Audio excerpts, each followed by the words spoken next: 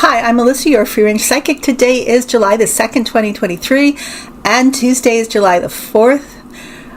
How amazing it is that we get to celebrate the 4th of July with Joe Biden as our president, as opposed to when Trump was in office. And I had a flashback when that 4th of July that he was planning to have a military parade and have tanks come down the streets of D.C. It was so insane, but oh my goodness, thank God that he is no longer our president, despite what some of his followers might think. So we get to have Biden as our president, and I'm so proud of him. Today I'm going to do an update on Yevgheny Prigozhin and Vladimir Putin. What's the situation now? Because on June 24th, Prigozhin attempted a coup, almost came into Moscow, came right up to the capital, and then retreated. So he went to Belarus, I think. There's some negotiation. But what's really going to happen now, because this is just status quo, but this is not where it's going to stay. And really nobody threatens Putin, right? The humiliation of that a show of strength, which in contrast showed the world how weak Putin really was or is, that's unforgivable. I wanted to quickly read a recap of what happened. For anybody who might have missed it, or just to give us a refresher. And this is just a short few paragraphs from Newsweek, printed June 27th, 2023 by Isabel von Bruggen, is the author. Okay. An aborted coup attempted by Yevgeny Prigozhin, chief of the notorious paramilitary outfit, the Wagner Group, has landed Russia in a legal quagmire. During Prigozhin's armed uprising on June 24th, which lasted less than 24 hours, the Wagner Group said it took control of 2 military hubs in southern Russia and advanced to within 120 miles of Moscow before pulling back. Prigozhin announced a march for justice by his fighters against Russia's military leadership after a months-long public feud over the handling of the war in Ukraine, and after Defense Minister Sergei Shoigu demanded that he sign a contract by July the 1st that would effectively see his fighters come under control of the ministry. Wagner's troops pulled back from the march to the capital after the Kremlin said a deal had been brokered by Belarusian leader Alexander Lukashenko to avoid bloodshed. The deal saw Prigozhin leave for Belarus, and a criminal case against him for armed mutiny dropped. In the aftermath of the uprising, a Russian lawmaker has called for laws to regulate the activities of private military companies, including the Wagner Group. So what's going to happen now? How's this going to go down? It must be pretty tense there in that part of the world, besides the fact that they're waging a horrific war against Ukraine. And as Ukraine is gaining more victory, they must be elated on this turn of events, because it breaks up this military bloc. There's a weakness in the force there, and many people now are saying that Ukraine is for sure going to win this war, because Putin and the Russian government is falling apart, and this is just one of the first signs that we can see really clearly. So when I called the video "Blood in the Water," that's what I meant, and I think I said it in another video, maybe the last one, that the people vying for power who want to take Putin's place are smelling blood in the water. So there's so much jockeying for power and so much distrust amongst everybody. We're trying to gain trust with Putin, but Putin doesn't trust any of them. He shouldn't, because he doesn't he's not, he feels like I couldn't be in power if I trusted anybody out there it can do me in, and that's how he created the power structure. So, and here's proof with Prigozhin, who has blatantly, in his face, in the face of the world, challenged his power. So the card that I get for Prigozhin is the devil, of course, and this is a man who there's nothing he wouldn't do, no torture he wouldn't commit or have his men commit, man, woman, or child, it doesn't matter to him, and he glories in his evilness. He surely channels this demonic energy, no different than Putin, because Putin chose the devil, right, to go after Ukraine and leave terror in his wake. Above, familiar card, right? The Tower. So when I asked my guides what this meant regarding Putin and Prigozhin, well, this is, interestingly enough, this is what the Wagner group brings in to the countries they are contracted to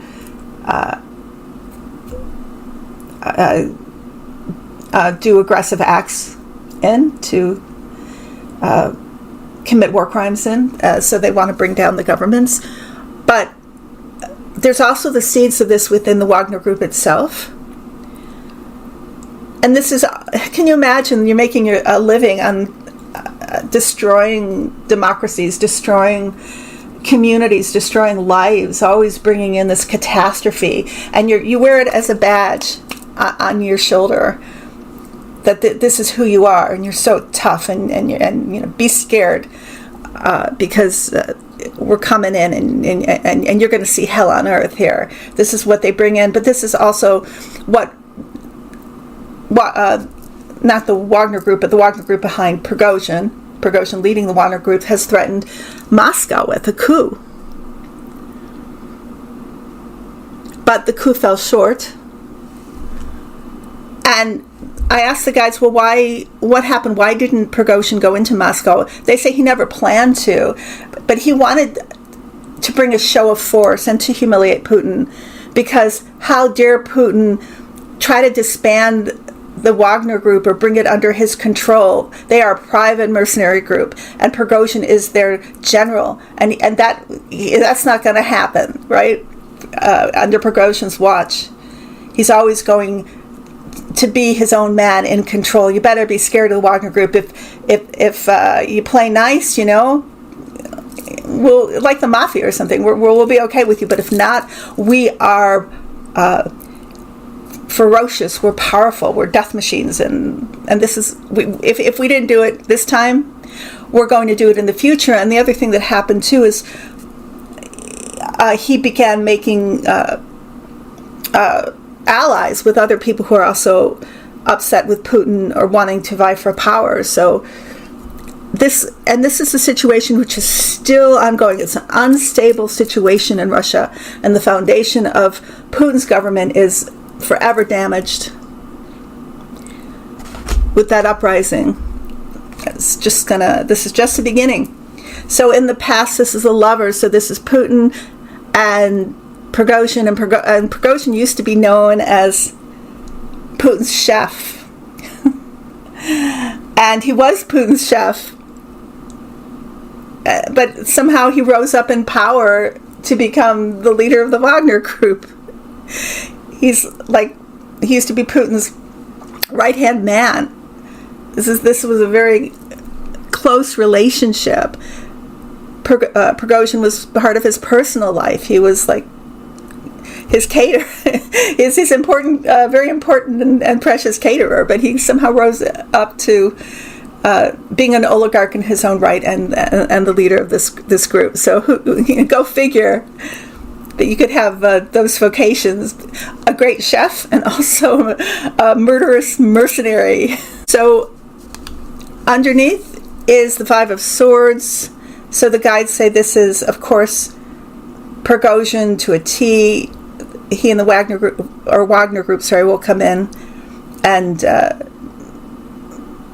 for a hire, decimate a population and move through. They will be your vanguard of destruction, and they're for hire. In the future, death. So the guides say there's an assassination coming here, but it's undercover. It's not outright execution. There's some kind of covert operation here. And not surprisingly, I guess, this is the end of Prigozhin. Even though Prigozhin, I think, feels unassailable, and that's why he threw off his mask, so to speak, in terms of his true intentions or his feeling towards Putin and Russia, and he internationally humiliated them. He feels safe from harm somehow, but there's something that's going to happen covertly that's going to be the cause of his death. Grain of salt, entertainment purposes only. I'll double check with the guides on that one, but they say yes. This is the future for him, and I don't know if he'll know what hit him, but it will be pretty bad because Putin's really, really angry. The clarifying card, I think, is just really doubling down on this card, which is this is really the Wagner group. This is who they are, mercenaries for hire, and they will go where you send them, and they will bring death and destruction with them. Outcome,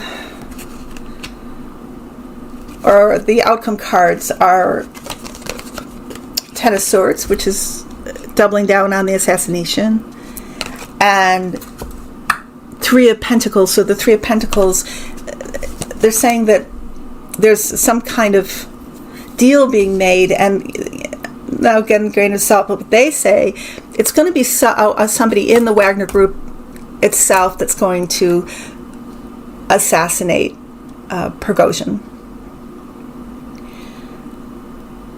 And this is done, covertly under the guise of the moon. And that will be his downfall, but he'll have no idea until it's done who it's going to be. But it's already, money can buy a lot of things, and money is what's going to purchase this outcome.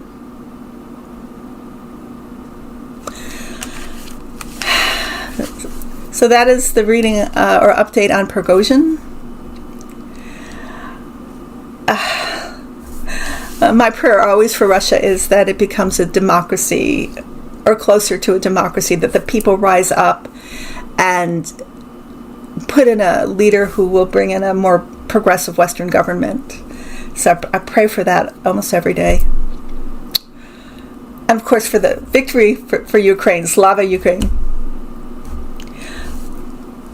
The oracle card for us is from the Messenger Oracle deck by Ravynne Phelan, and I apologize, but I don't think I mentioned that the tarot are the CIro Marchetti tarot, which I'm sure the majority of you recognize, but just for anybody seeing my channel for the first time, that deck is the Gilded tarot deck, and there's an easy tarot kit that you can find on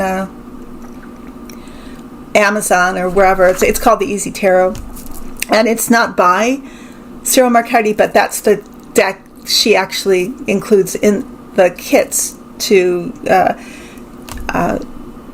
teach tarot. Okay, the card that we got from the Messenger Oracle deck is Seek Your Destiny.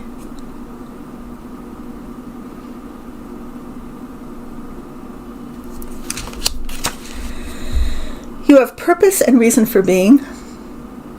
You could have one or even several destinies. Are you afraid to believe in destiny because others might laugh? Don't be. It could be as simple as taking a moment to look within and discover those things that you love most passionately and bring them out into the light. But you will never know if you're afraid to step through the doorway and see what's on the other side. Trust that everything you hope and dream of will be waiting for you. Seek your destiny. Don't be afraid.